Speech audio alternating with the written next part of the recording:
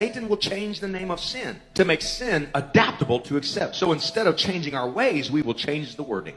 Instead of pedophilia, we'll call it minor attracted people.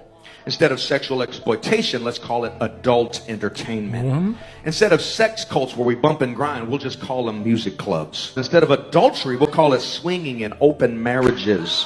Instead of mental illness, let's call it gender dysphoria. Instead of gender mutilation, let's call it gender transitioning. Preach. Instead of fornication, let's call it intimacy. Instead of lust, let's call it love. Instead of calling it a spiritual battle of good and evil, let's call it political. Let's call it a phobia. Let's call it hate speech. Call it something else. We are not called baby killers. We're called abortionists. It's no longer sin. It's a complex. It's an addiction. It's a disorder. It's an obsession. So we don't feel bad about our sins. We change the name of them. And when we hear the truth preached, we feel conviction, but we condemn the preacher as hate speech.